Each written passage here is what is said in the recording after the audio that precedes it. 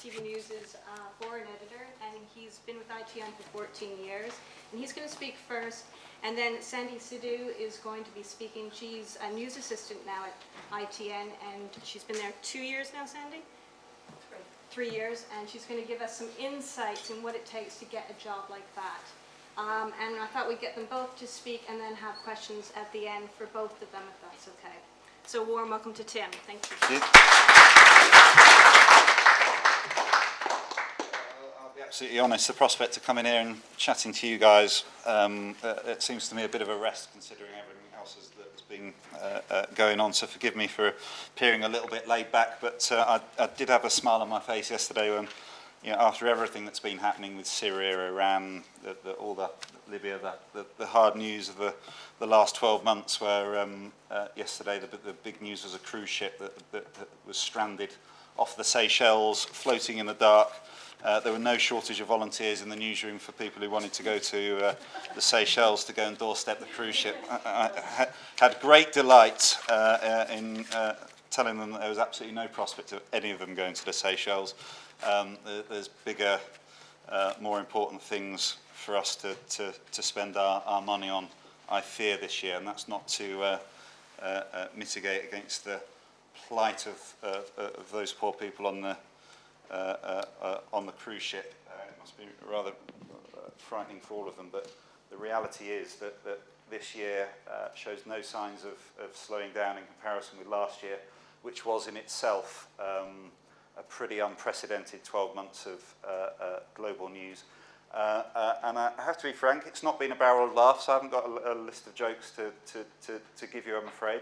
When I say currently we're planning for, hopefully it won't come, but we have to plan for a possible war in the Middle East with Iran and Israel, looking at our contingency plans in Tel Aviv, our resourcing around Lebanon, Jordan, all those sorts of places.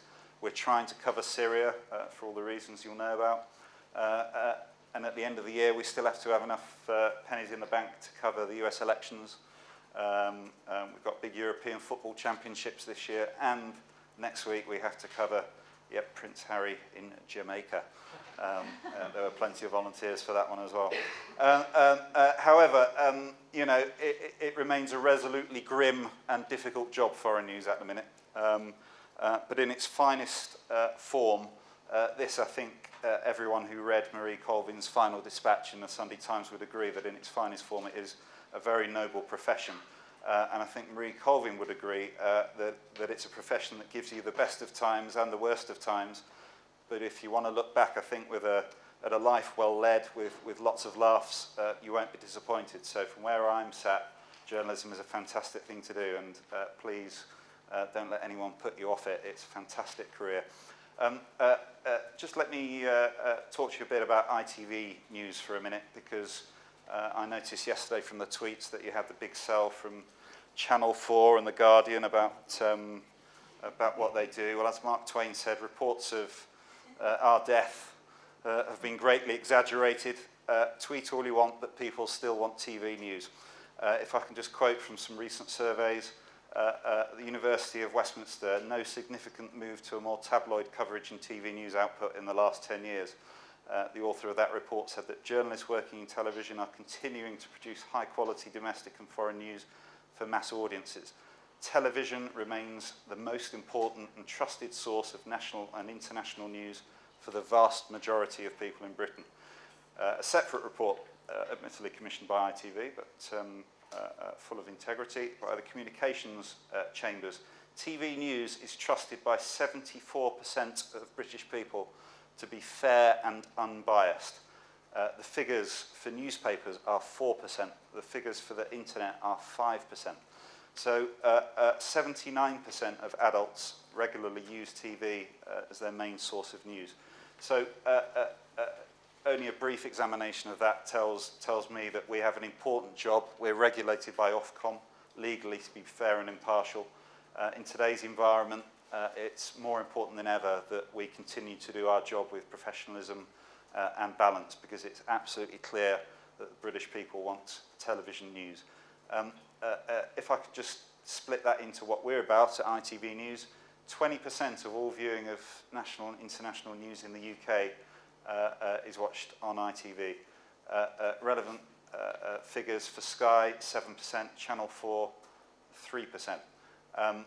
Sky News average daily reach across the whole day, 2.2 million. Cumulative figures for ITV News, around 8 million. That's about 4.5 for the evening bulletin. That's around 2 for News at 10, around 1.5 for the lunchtime news. Of course, breaking news, you turn to Sky or BBC News Channel. That's the wonderful thing about today's media dynamic. Different parts of the media provide different services. You tune in for what you want. But ITV News does package news, it does quality writing, analysis. At the end of the day, when you want to find out what's happened in the world and you want to see it distilled into reports by trusted correspondents, then ITV News and BBC News at 10 are the places that you will continue to turn. And I've got absolutely no problem when other people are predicting the demise of other traditional media, the progressive demise of newspapers, which I don't actually buy in the long term. Television news is firmly at the heart of British life and will be for some time to come, or for a long time to come. I just want to show you one excerpt from one piece that basically summed up ITV News last year. We were nominated for an RTS award last week for Foreign News for our coverage of the plight of a place called Misrata in Libya. If you remember, this was the place between Benghazi in the east and Tripoli in the west, which was encircled by Gaddafi's forces and was could only be reached by boat. It was a humanitarian disaster. We sent our correspondent by boat from Malta to Misrata. That just came from one idea that something was happening there, and we wanted to find out what. Pretty similar to what the equation Marie Colvin would have come up with for getting into Homs. One idea, one small boat. A couple of weeks later, John Irvine landed in Misrata. I won't show you the whole 8 minutes. I'll just show you the end of it. But the last minute and a half summed up everything that I think ITV News is about. And just listen to what he says and the way he describes the rather traumatic end to what you're about to see. Bleeded into submission, but the people here know that despite the toll, surrender would mean slaughter for all of them. And so they all do what they can. People like this oncology surgeon who trained at Edinburgh's Royal College but is now learning different skills. We're not qualified to be war surgeons, but no choice. As the injured continued to arrive here, it became obvious to us that most of them were not fighters but civilians, injured by indiscriminate gun and mortar fire directed by Gaddafi forces. These men were mourning the loss of 2 brothers cut to pieces by a mortar shell.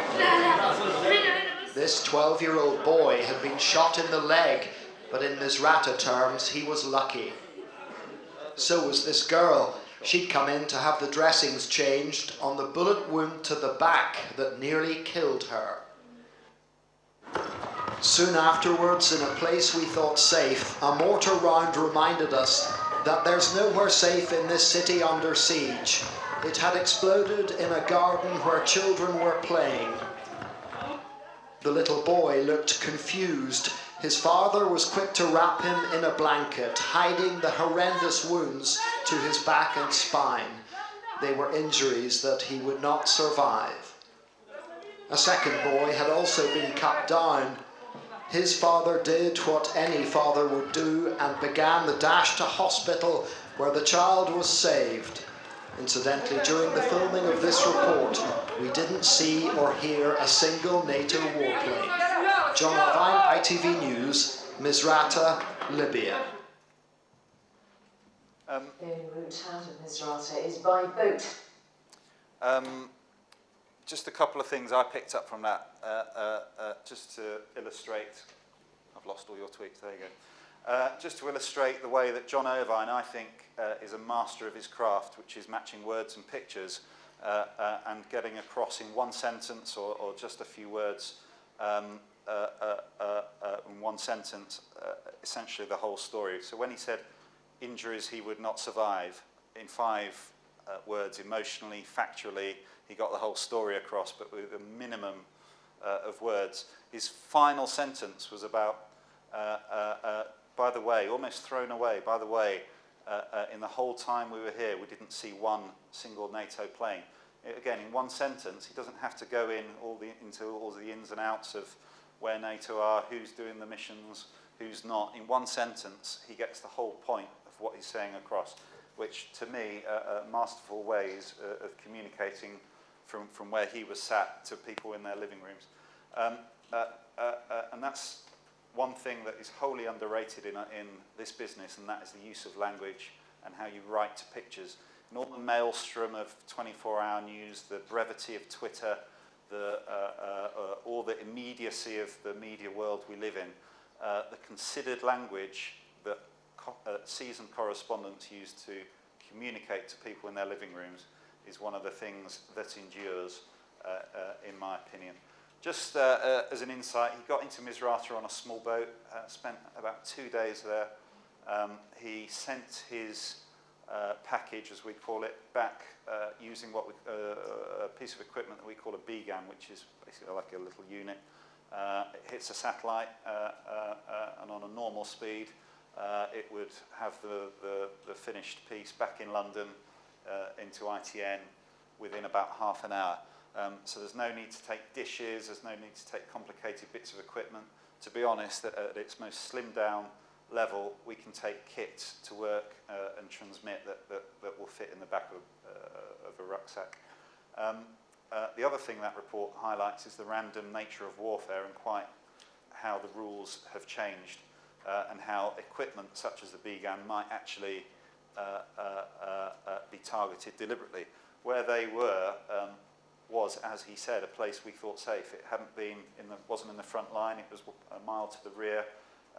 Shortly after using the equipment, cameras, satellite phones, etc., they started being targeted.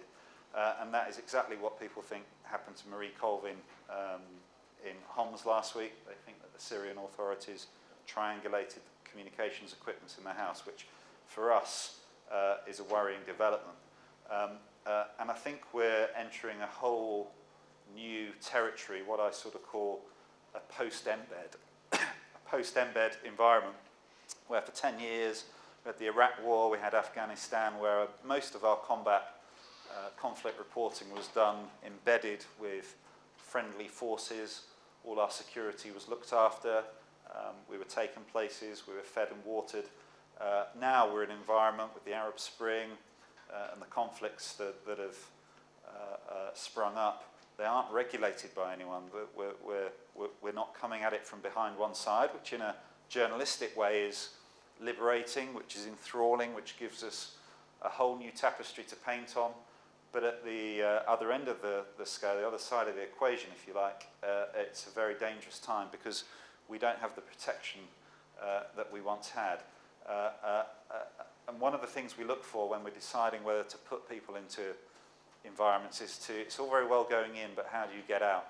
With John, he was only 30 feet away from that explosion, and I remember him ringing me up saying, "Tim, get me out of here," which as a foreign editor is pretty much one of the worst calls you can get. It was relatively straightforward. We sent the boat back, he got out. With Syria at the moment, we're looking at pretty unparalleled risks, I think, where there are no escape routes. Once you get into Syria, you're in the hands of third parties, contacts, Free Syrian Army, people. There's no guaranteed route out, and we've seen that, thankfully, today with the escape of the photographer Paul Conroy from Homs to Libya. The fate of his colleague, the French journalist, is still unknown because, of course, she's got a very badly broken leg. And that is our big fear with these environments, that if you go in, you get into trouble, you can't get out. A bit like, if you remember, the Rixos hotel in Tripoli in the summer, where correspondents were in and they couldn't get out. So there can never be a completely safe way of reporting conflicts. We take risks as they come, but we have a responsibility to manage them And the problem we have at the minute, specifically with Syria, is that is virtually impossible. I'd just like to say, as a little bit of insight, we couldn't cover these stories without the people that we sort of don't really flatter them by calling them fixers. There's so much more. There are local eyes and ears, our journalists on the ground, without whom we would have no oxygen to supply our operations. And they never get any of the attention.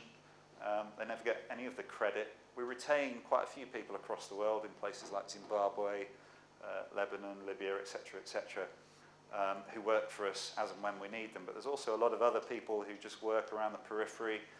When the story's hot, they get picked up, they earn money. They are the lifeblood of the world's journalists and the untold story, actually, of our trade. And behind every great scoop, there is a great fixer. And the truth is this, is that in Mexico, Pakistan, Afghanistan, all these sorts of places, the fate of local journalists is very often death, and what's more, an unnoticed death. And that's especially true where ethnicity is an issue, as we see in Syria now. So it's all very well asking a Syrian to represent you in Syria, but what ethnicity they are may be an issue as to how accepted they are and what dangers they may face. So in terms of foreign news reporting, they are people we cannot do without, and we need to pay greater tribute to them than generally we as a profession do. That's a brief insight into this year. I'll take some whatever questions you like after Sandy's done her thing. Just on recruitment, at the same time, I often think it's the easiest but also the hardest profession to get into. The easiest because it's full of people who will say, well, I just knocked on a door and I got in, and right place, right time. The trade is full of people who will say they started out making cups of tea, and I almost think that's unfair sometimes because it makes it appear easier than it is. It is hard. Personally, I still have 50 plus rejection letters from newspapers at home. It was tough. I went from Leeds University, I went to a local newspaper in East Yorkshire, then to an agency in Leeds, which I walked past today, by the way, and it's now a karaoke bar, which probably says more about my age now than anything else. Yorkshire TV, and then ITN. And what's harder for you guys now is there are so many people doing courses like this. However, I do still think there are key skills. You can look at as much as you like at technology and everything else, but accuracy, ability to take a note, spelling, honesty, yes, technological awareness, and a USP. If you can find a USP, whatever it is, you speak Arabic, you do this, you do that, that will always help you find a niche that you can carve out. Just from an ITV perspective, there are quite a lot of initiatives now that we have in play to try and make our recruitment process fairer and more equitable. I think in the old days, I certainly struggled with this. It was very much an Oxbridge recruitment process, very hard to get into the established broadcasters. There is help now. It's more of a level playing field. There are various diversity initiatives. We have a Breaking Into News talent competition, which we run with the Media Trust. Each finalist, I think there were 6 last year, did a report with a mentor at ITN, and the winner got to do their own report on one of our programs. We do master classes, one-day events. We have a work placement that's actually run through Sheffield University with our North of England Bureau, and we're just involved with Pearson running a diversity scheme. And diversity can mean very different things. It's about opportunity as much as ethnicity. So there are lots of places out there that you can get assistance to get ins to places like ITV and the BBC. You just have to find them, but they are out there. So keep looking. Sandy, you may have seen Sandy lurking behind Rupert Murdoch. Every time you see the library shot come out of when he was harangued going through London by a posse of camera crews, Sandy was on the wrong side of the camera, lurking behind. She was on the 10 o'clock news last night. I always rib her about it. I asked her to dub off a copy of the shot to put on the end of that, but conveniently she forgot, so I can't show it. Sandy is proof that anything is possible, really, with endeavour, attitude, hard work, which isn't to say she's not talented. She is well. But her story I find inspiring because it could happen to anyone, and it just shows you what's possible if you put the graft in. So I'll let Sandy chat for a bit, and then we're happy to take some questions afterwards. Do you want that?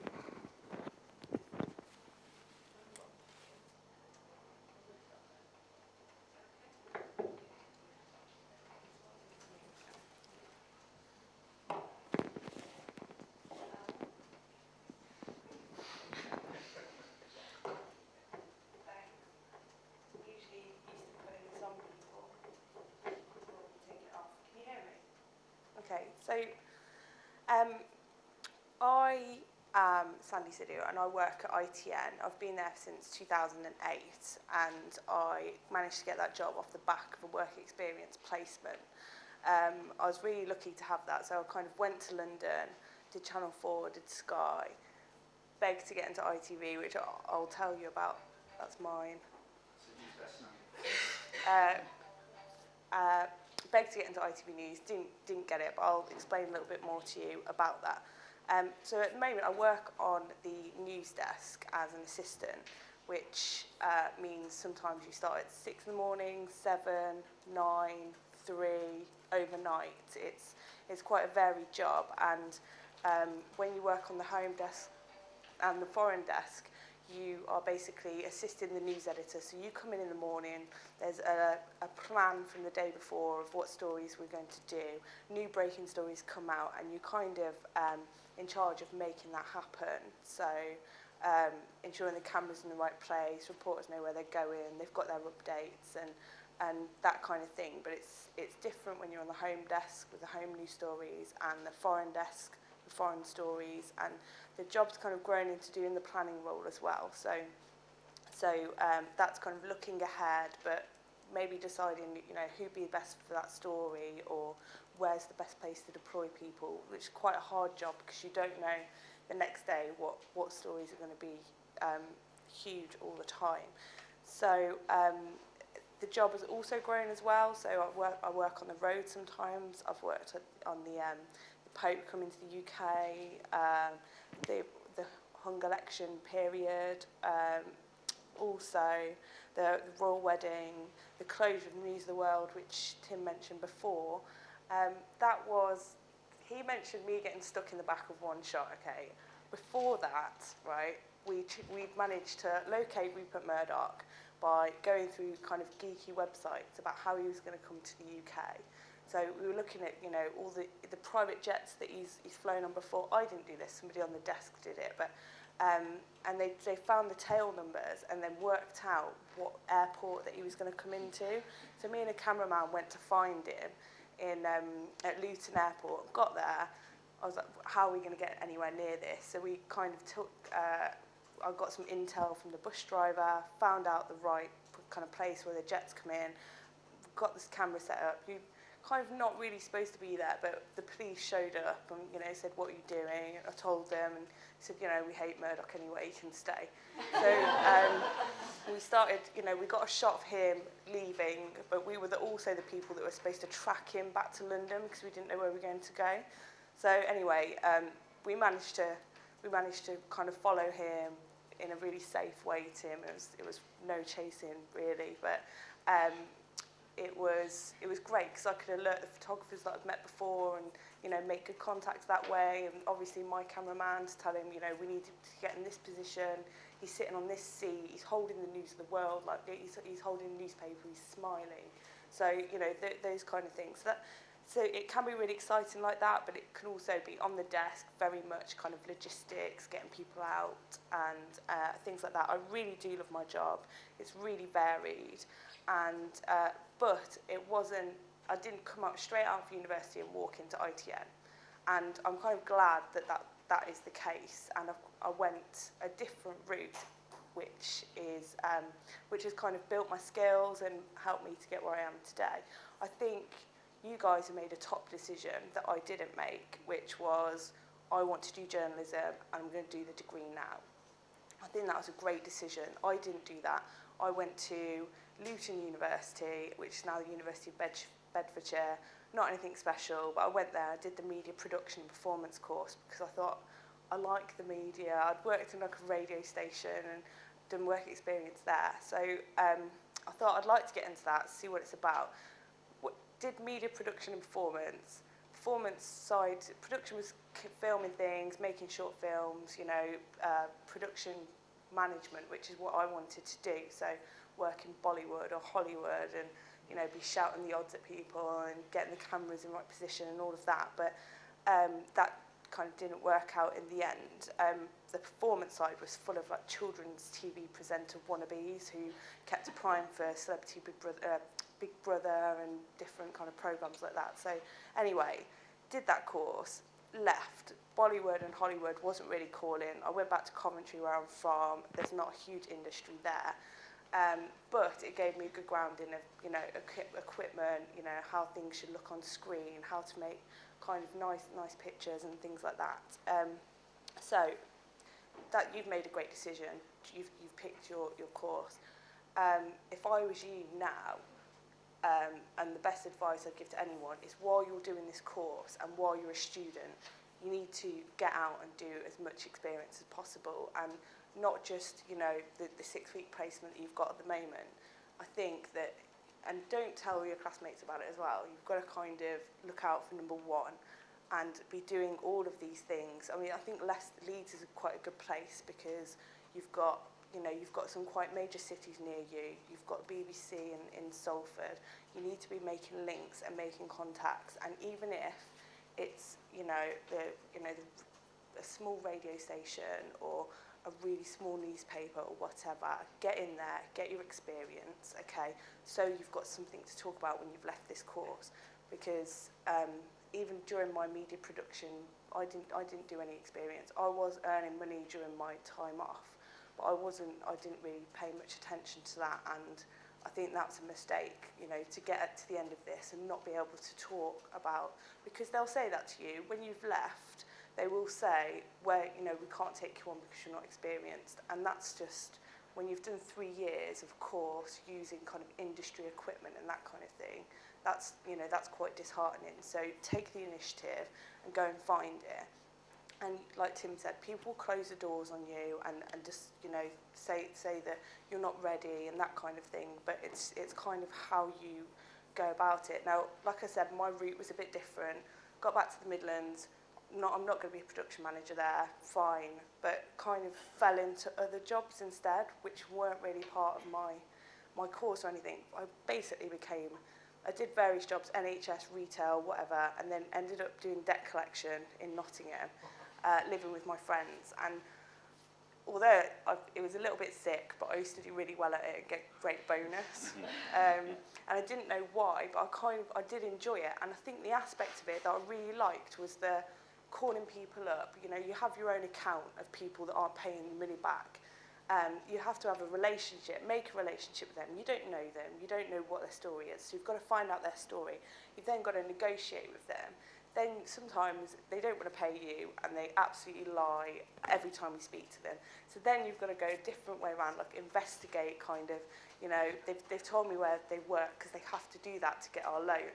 It was like a cash for payday loan, so I didn't feel so bad because you go in with a cheque and you take out actual cash. So I thought that it was quite, you know, that they'd done it intentionally in a way because you walk out with actual money. So anyway, I'd try and work out, you know, call their workplace a little bit slyly, but what time do what time do they go on break? Are they in today? What days do they work? That kind of thing, and you know, put calls in that way. So it's kind of being investigating in a way. Sometimes you'd make house calls, so they'd open.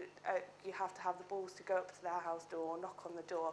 They'd open their door, and you kind of talking to them, but checking out their trainers and kind of checking out like how big their TV is and what's that car doing, and you know, that kind of thing. So I think that's what I really liked about it. But while I was doing that course, an opportunity came up at an Asian channel in Leicester, and that's where I caught the journalism bug. Weirdly enough, they had a 10-week training scheme, and I applied for it thinking, here's my route into Bollywood. Like, I'm made, I'm going to be in Mumbai, I'm going to be making massive films soon. Got there, they accepted me. I quit that job and started there, and it wasn't making TV shows or anything like that. It was working on their English-speaking news programme, because everybody there was kind of fresh from India, and they wanted somebody who could, you know, come in and do that. So anyway, 2 years later, I've done that. I kind of got pushed into it, but I was interviewing people, setting up interviews, looking at stories, seeing how we can make them into television, presenting sometimes when the presenter was sick. So I'm a massive face with the Gujarati community in Leicester. If you walk down the Golden Mile, I can get you free Indian sweets and discounts on saris and that kind of thing. But it was a great experience, but it was really limited resources. So you couldn't do every story you wanted to do. You could only, you know, work within what you had. And the boss didn't really care about it because news didn't make any money. So he didn't really care. So anyway, after getting a lot of experience, I interviewed like the Prime Minister. Leicester is this massive diversity city, big example to the whole UK. So they used to get like all the ministers come through, random celebrities coming through. We did like the Bollywood Oscars that were in Leeds, Bradford, and Sheffield. So that was the IFA Award. So I went to and did stories like that. The Madeleine McCann going missing was also quite a big story, and that was on our patch as well. So we were in Roasley quite a bit. Basically, while I was on that job, I did a few things. So whenever I went out on a story, I'd always speak to the other journalists. You can't be shy. You know, you've got to hold your own with them. My camera might be this big, their camera might be massive, and they might be doing lives, but I don't care. Like, I want to talk to you. We're doing the same thing. I used to find out that a bit when they had time, you know, how did you get in? How did you get in? What are you doing? That kind of thing. And that way I met Darshana Soni from Channel 4 News. She gave me her card. I put it in my back pocket, thought about what she said. Great. I met Nina Nanar from ITV News at the Bollywood Oscar thing. Put her card away. When we were doing Madeleine McCann, all the media descended on Roasley. I spoke to all those reporters. A lady from Sky gave me her card, put that in my pocket. Who do I, you know, and find out who I need to contact every single time. Like, I wanted to kind of apply to get in. So I found that really, really helpful when I got made redundant. And I went round and I asked them, I said, where shall I go now? I've got the journalism book, I really want to get into it. And, you know, what do I do? And basically they told me, there is always in these organisations someone who's in charge of work experience, someone who's in charge of getting people in. If you go to a news editor, they've got the day's news to deal with, right? So I would kind of not bypass them, but you know, go. Is it the girl who does the admin? Is it the girl on reception? You know, is it someone whose actual job is to get people in? You need to find out what that person's name is, and you can do that. You can just call them, call these organisations, just ask that question, get the name, get the email. They won't give you their mobile number or anything like that, but you can get some conversation going. At least if you've emailed them once, you can call back again and say, look, I've emailed and I haven't had a response yet, and you know, at least you've got a name to call back with, right? That's really, really important. So got made redundant, they told me to go on this postgrad course, which I did. I had some experience, so I felt, oh no, I'm going back to university, but you need to do it, well, you need to get the media law, otherwise people aren't going to take you seriously. So I went back and did that. They had a massive work experience chunk at the end. So guess what? Out comes the business card. So Darshana, can you help me get some time at Channel 4? Got a week, and that's in the ITM building. Lady from Sky, I actually can't remember her name, but she gave me the contact of the person who's in charge of it at Sky. He asked me to write a 1,000-word thesis about why I should be able to do that and send a show reel. And then my last one was ITV News, and they just said no.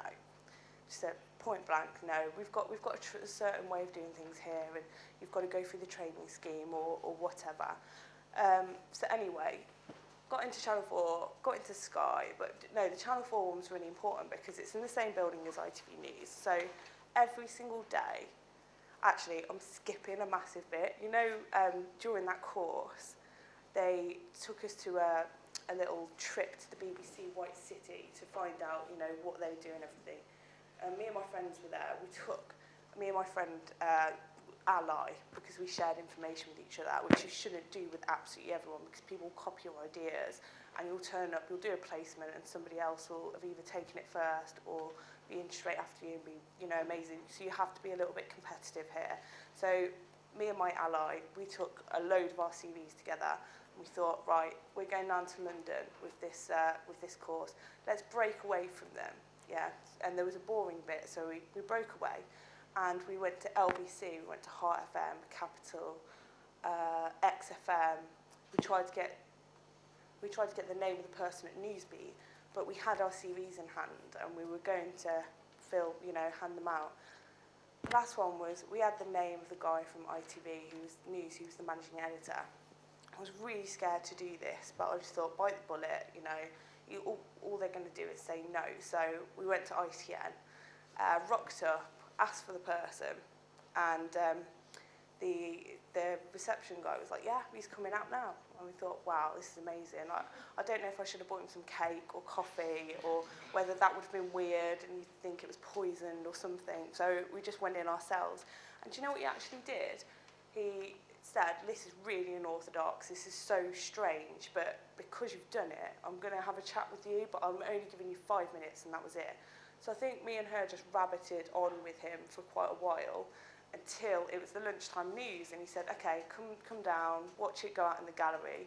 I think after that he thought he'd just be able to kind of get rid of us, but we carried on afterwards. He brought us back up and chatted up to us for another half an hour, gave us the full tour and said, you know, call me, you know, email me, we've met you now, we might be able to sort something out. But when I then needed a work experience from him, he was like, no, you can't, this is the way we do things, blah, blah, blah. So every day that I was at Channel 4, when I got the work experience block at the end, I went up there, I used the pass they gave me for Channel 4, went upstairs, knocked on his door, can I come and see you, can I come in, no you can't, I've told you this so many times. And it was only on Friday, when I finished at Channel 4, finished at Sky, that he basically said, right, here's the challenge. If you can find a reporter that will let you shadow them for a week, then I will let you in. And because I'd spoken to Nina at the previous event with my old job, she agreed to do it. So got in, did the week's work experience, and then an opportunity came up where my CV got passed from one department to another at ITV News, and I never went home. Okay, so this is the thing that I'm trying to get across to you. Like, you have to be tenacious and you have to do it for yourself. There's nobody that's going to do it for you. Also, when you do break in and you do get into a place, I was saying to you earlier, you know, you've got to tread a really fine line between showing the best sides of yourself and being annoying. Like, it's really hard to kind of, you've only got a short space of time, you want to show them your best attributes, don't do it. Don't come out with something smart and amazing like 2 minutes before they go to air, or if somebody looks really busy or whatever. You have to play it really, really carefully. Maybe go and speak to somebody who looks like they're archiving something, or you know, less busy, and find out, you know, who'd be a good person to find out about this, you know, what's the best way of doing that. And there are people in that office that will do it, but there's other people that are really, really busy. Put yourself out as well. My first day on work experience for ITV News, Jonathan Ross and Russell Brand had that big furore. It was kind of like, yeah, can you go and wait outside Jonathan Ross's house until everybody's gone in and just tell me when he's there or if he's not there. So that was my first evening. I'd worn really nice clothes and some heels to work and everything, and I'm standing outside in the freezing cold for hours. But that was good, you know, that's experience. It's not all glamorous. You do really have to put yourself out and be remembered for the right reasons. But at this kind of, if you were to go at a local level, what you need to do is think about like story ideas, like how, you know, if you're going to Radio Leeds or any of these things, you've got to think about stories that they don't know about, and they maybe wouldn't cover. And when you go with an idea, you don't just say, oh, I'm thinking of doing a story about blah. You have to say, right, this person would be amazing to speak to about it, this person would be amazing, we'll do it in that location, you know, we could, if you're on radio, we could bring him in as a guest and that kind of thing. So you know, it's good to come out with these ideas. Do it by email, but, you know, bug people, but don't be too buggy. Like, that's really, really important. So I'd just like, you know, I'll wrap up now, but you've got to really do this for yourself if you really want to get into it. A lot of people, like from my course, you probably don't want to hear, but have fallen along the wayside. There are easier jobs to get into. There are jobs that probably pay more, but, you know, you do this for the love of it. And also, you can't stop growing from it. So I've got into ITN, but I've still got a lot to achieve. I haven't been on a foreign yet. I haven't, you know, I haven't been on I have been on huge stories, but I want to kind of go there on my own. But to do that, I have to be across things. I have to understand them. It's not just about, oh, show up on the day, or I'm put on that, great. I'm working with a mentor at ITN at the moment, and she's teaching me about how to, what stories are really important for us, how we might cover them. You know, she says you have to read every single newspaper on a Saturday. On a Sunday, I've got my iPad, that's why I've got that. You do have to watch things like Question Time, Newsnight. You know, if there's a big story going on, I'm glued to Sky News or BBC News, the rolling channels, because I want to know every single development of what's going on. Twitter's really important as well. And I think this is really cool because there's people at our place. We've got a brand new web team, and this is the kind of thing they do. And this is, in a way, the direction of, you know, the way we will break news for us, because we've got our bulletins. I'd just like to say as well, I'm here if you want any advice on work experience. I'll be here for a bit after this talk, but just remember, you can start off small, and that's fine. You can build up. You can, no matter what job you do in life, you've got to take the best of it. So even if you end up being retail or whatever, try and learn more about it. Try and learn more about the people you work with, people you meet. That's really important. Kind of communicating with people from different backgrounds is really important as well. And your show reel is really important. So, you know, I said about story ideas, this one landed on my lap, but I basically sold out my GP of 22 years to get some work experience at ITV Central in Birmingham. My doctor, receptionist, accidentally sent me 98 results of other people's blood results or something in the post, along with mine. It was a big fat envelope, and I looked at it. I was like, I've got their date of birth, I've got their first and surname, address, who their doctor is, all of that in my hands. Like, I could commit some serious fraud with this, but I didn't. I spoke to ITV Central, and they said, look, why don't you doorstep a few of these people? They're in your local area. Find out what they think of it. So I did, and I ended up finding a nurse who was horrified, and she did an interview. So don't sell out your GP, because my mum and dad were really upset about it, because that's still their GP. But you've got to kind of think about ways and stories that you can bring to the table, and how you might kind of develop them. And when I came to ITV, Sky, Channel 4, I showed them that, and some of them were impressed with it, but at least it was something to put on there. So if you need any advice, just give me a shout. All right? We're going to take some questions now. Is the microphone around? Microphone, or are we using this one? So if you could just speak to that when you're... Switch on at the bottom, Catherine, hold the red button later. Yes. So, any questions? I don't know if I'll need a microphone, but It's just really for both of you. You mentioned before that at ITN it's very important to stay fair and impartial, but obviously dealing with war zones in particular, you see some horrific things. Is it difficult to stay impartial? Well, it's interesting actually, because various people like Michael Burke and Marie Colvin herself have talked about not remaining impartial and actually saying how it is. But I don't think that's not being, if you're seeing children blown to bits in front of you, what are you meant to do? Say, oh, well, I can't, you know, on the one hand and on the other. I mean, it's happening right in front of you. It's reality.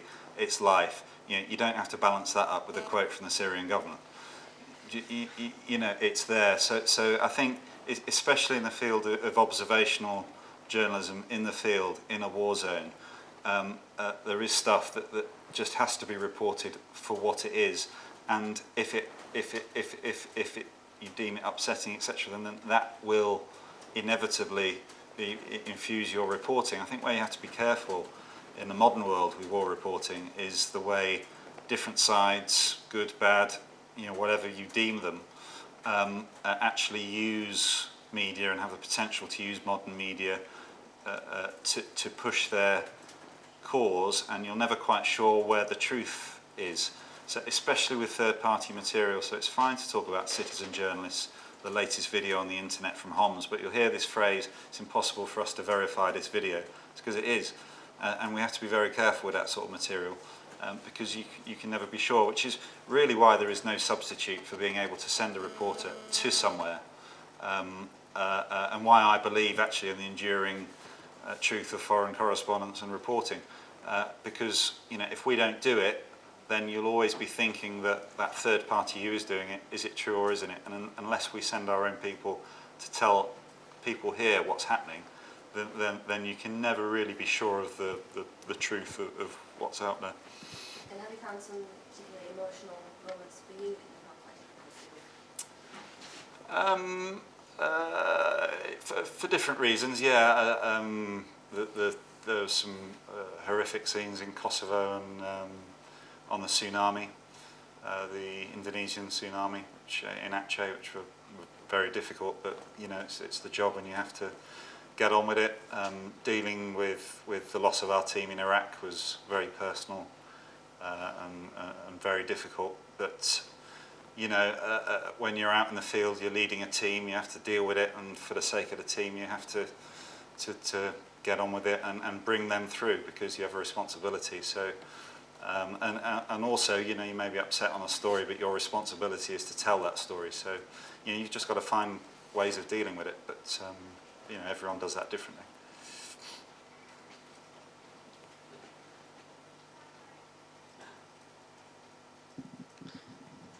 Do you ever worry that the death of a journalist might overshadow the overall story? Well, we've got to be careful about that. You know, the death of one Western journalist amidst the deaths of many other people continuing after 25 days of constant shelling. Of course, the coverage of that is disproportionate if you look at it in that way. But I think there's another way of looking at it. You know, if you saw the outpouring of emotion from the people of Homs themselves about the death of Marie Colvin and Remy, the photographer, you know, holding up pictures of them. You know, people like Marie mean a lot to these people, and they want a fuss to be made of her death. You know, she was killed because she was telling the truth, and because he was telling the truth with his pictures. And inevitably there will be some disproportion, but I don't think the people of Homs would wish it any other way. I think they want that to be reported on for the world to see what has happened to Marie and Remy. So I know what you mean, and we always have to watch that and ensure that we don't get too carried away with it, but there is a reason for it, and usually the people in the middle of these problems, they don't have a problem.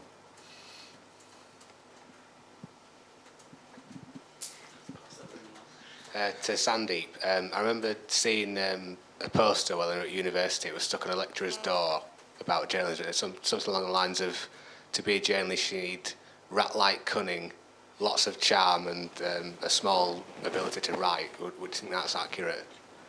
Definitely, I think so.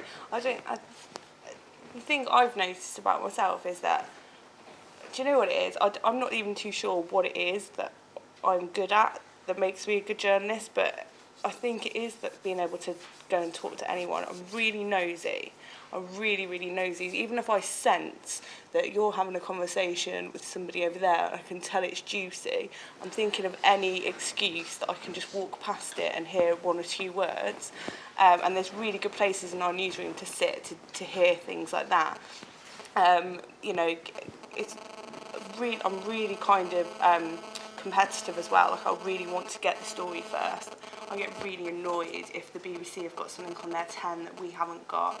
Really, really competitive like that as well. So on top of the backlight cunning and small ability to write, I think that's true. That you know, anybody can do it, I think.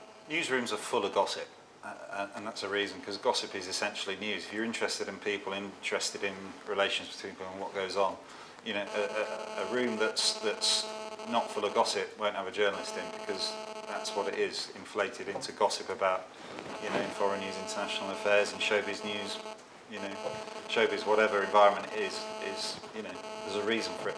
And we want to know, and if you're interested in people, you're interested in information, then you'll make a good journalist.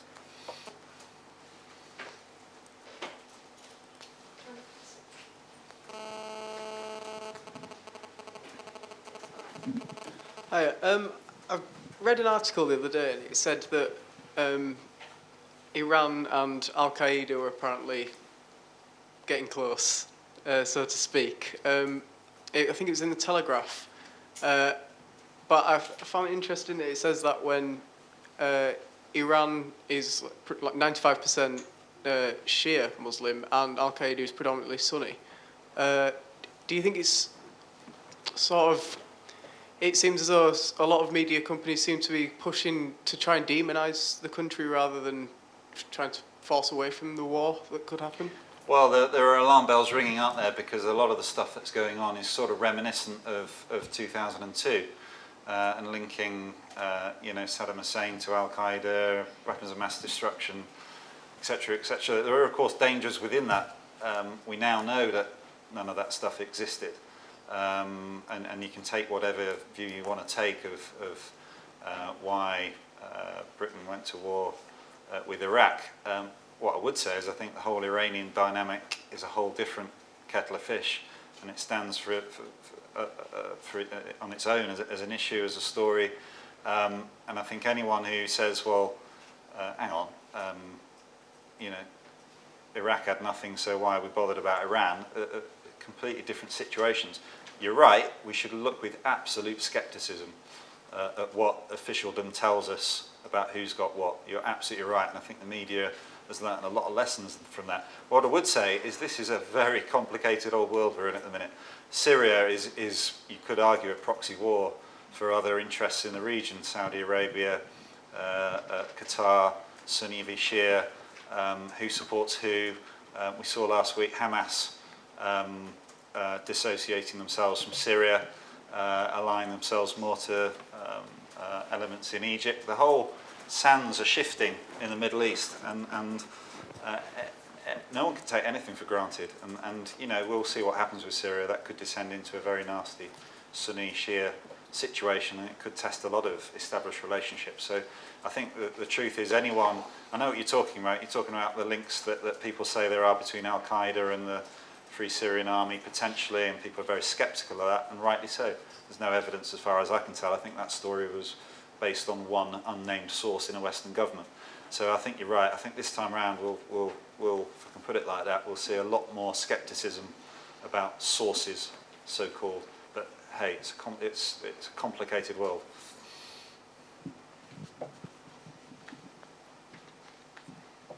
Come on, someone.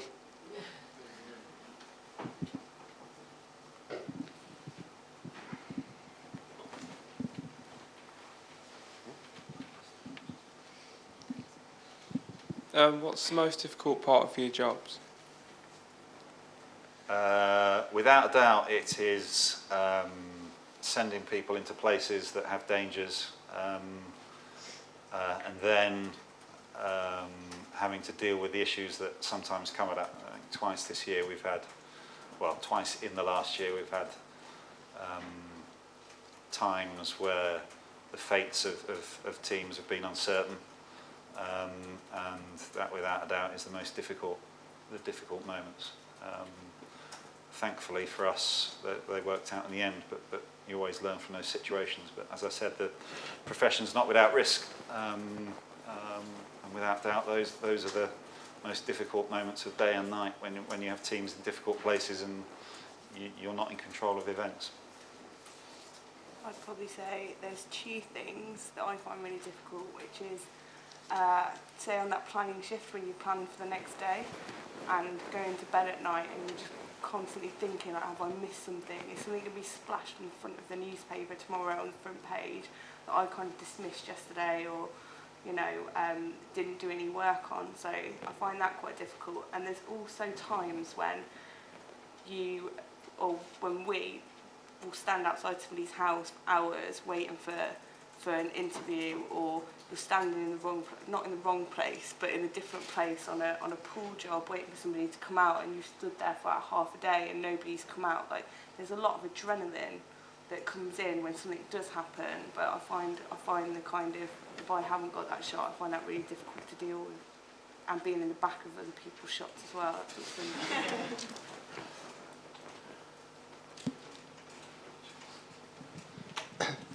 What kept you going, Sandy, when people were kind of saying go away, basically, when you were kind of pestering them, and how did you take that and how did you kind of come back?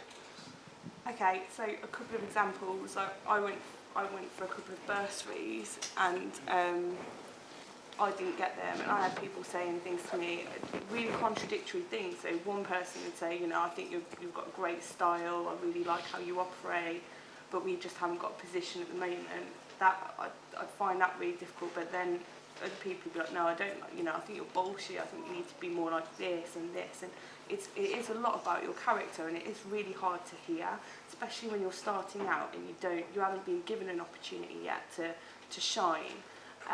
But when it does happen, when somebody does take, and it will, like if you keep pushing it and you get 1 or 2 days at local radio or a few days at newspaper, or you get your byline, your first byline, or they let you, you know, you get the guest that you've suggested goes on air, or a story you suggested goes on air, that's something that makes it, and it will make it for you, and you won't care anymore. Like, you know, you might be right for some places, you might not be right for others. I have to admit that I did go into one newsroom in London when I first started, and I didn't find that it very, not welcoming, but I didn't think that I'd fit in there. And there's places like that as well. So there's places that you'll find, no, I don't think this is for me, I think I'm going to try a different place. You've really got to keep at it, and, you know, think outside the box as well. How are you going to make yourself different? So if you haven't got story ideas or something, are you just going to go and doorstep that person, or show up and, you know, find a way in? Do you see what I mean? There are quite a few media outlets in where you are here. You know, you need to be working on it now, and, you know, regardless, you get a stupid letter, or, you know, someone says no, then so what? Like, move on, like, next. And it's got to be that. And while you're still at university, it's really important, because once you've left, maybe your mum and dad will be like, why haven't you got a job, or you'll need cash, you know, you'll need money, and you'll fall into different jobs. So don't stress it, and just move on to the next one as quickly as possible.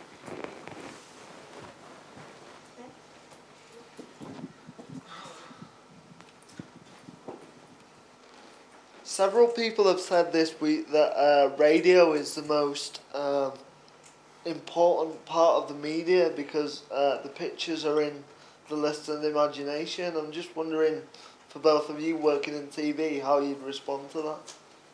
Yeah, listen, it's a very different skill, but some of our finest correspondents are radio correspondents. You only have to listen to some of Radio 4's work to recognise that in terms of foreign affairs. Some of the finest TV correspondents have been radio correspondents and maybe have returned to radio. Listen, I think it's just what suits people. Some people love working with pictures, some people love working with words. You know, they're both very important mediums. I agree with that. I think it's all depends on the listener, doesn't it? Or the person watching. It's what they prefer to see. There's times I think radio must be quite hard, because you go into a situation and we can maybe show something and this is what the person said, whereas they have to paint a picture a lot more. So I definitely respect radio, but I'm more on the side of TV. Can I pitch in with a quick question from Twitter? How valuable is a postgraduate qualification in broadcast journalism as a route to employment? Well, I haven't got one, but you know, in my day, not many. There were only 4 courses in the whole of the country, but yeah, you know, the important thing for me when I meet someone who comes to me or writes to me, I don't really look at how many O-levels, A-levels, degrees they've got. It's what practical experience they have and what they've got to say for themselves, really. But then again, I also do appreciate that these days it's almost the norm, and that you know, the vast majority of people do have them. And I wouldn't want to say to someone, don't do it, because I don't believe there's a right and a wrong. I just believe that it's whatever works for one person. I'd hate to be sort of sat here and someone says to me, you said I didn't need one, and now everywhere I've gone people are asking for one. Really, I think it's more about personality and application than degrees. I really do.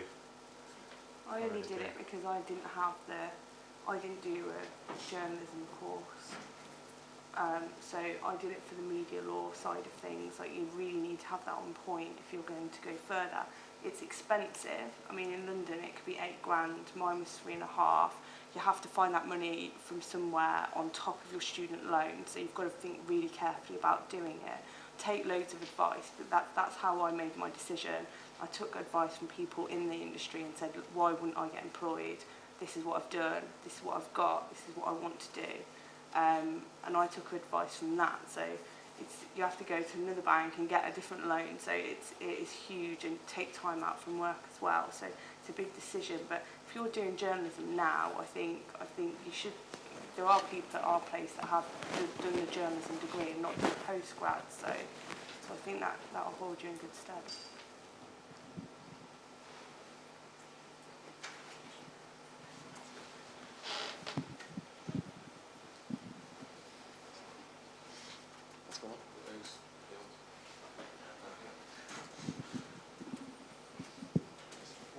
I mean, just on that, I don't want to disparage any of Sandy's qualifications, but I think your experiences as a debt collector have made you the journalist you are today, rather than any degree you've taken. And I mean that generously, not in any other way. Sandy's a successful journalist because of the way she deals with people and talks to people. You know, each individual has to think about that, and each corporate entity has to think about that. At what point do you say enough's enough? We're not going to do it. And I think there's a lot of organisations at the minute, specifically with Syria, are probably saying, we aren't going to go that far now, let's just hold back, let's just wait and see how this pans out, because, you know, it is an unparalleled situation, I think, Syria, where you just can't control the risks that you're subjected to. It's unmanageable to a degree. But we have a commitment to report the story, and you know, if things get safer, then judgments will be made about when it is safe to go and report the story, and that's, again, we'll all have to confront that. And at the end of the day, it's a judgment that you have to make, and those judgments are made on experience, local contacts, and desire, really. But you know, I don't think anyone pretends it's anything else other than a very, very difficult call. And of course, the ultimate blame and stuff like that happens doesn't rest on the people who sent the journalists, or it doesn't rest on the journalists themselves. It rests with the people who killed them. And you know, I very much hope that the inquest into my friend Terry Lloyd ruled that he was unlawfully killed. I very much hope, although I don't expect it, that someone someday might see justice for it, in the same way that I hope and expect to a greater degree that someone one day will be brought to justice for Mary Colvin, because in my view it was a war crime.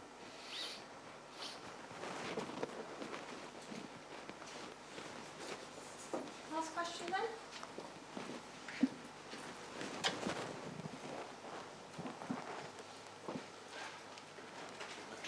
Thanks. You mentioned earlier about Ofcom being the regulator of, obviously, broadcast journalism. Do you ever look at what print journalists do and think they could benefit from a stronger regulatory body? Obviously, that's up now. Does the print media require a strong regulatory body? You have Ofcom. Do you think print journalism, where many of us obviously started out training, Do you think we could benefit there? I mean, the reason we're regulated by Ofcom is related to the statistics I gave you earlier, that 74% of British people trust TV to give them a balanced and impartial view. Like, people don't expect newspapers to be fair and impartial. It's not what they're about. You know, they have owners, they're sponsored, they take a view.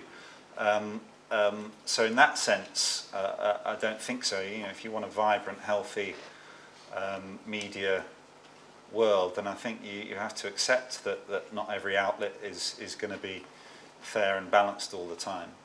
You know, as long as it's open and declared. And I think there are dangers in the current process with Leveson that many people have referred to, and I'm not alone in mentioning that the pendulum goes too far the other way. I think undoubtedly there have been wrongdoings, things have gone too far, it needs to be corrected, but I think the danger is that things go too far the other way and you end up having a press that's cowed, that doesn't take risks, that doesn't expose things and doesn't hold powerful bodies and institutions to account, which is what a healthy press should do.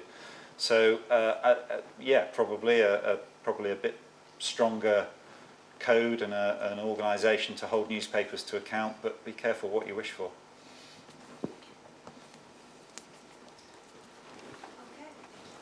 Okay. So just before we say goodbye, I just want to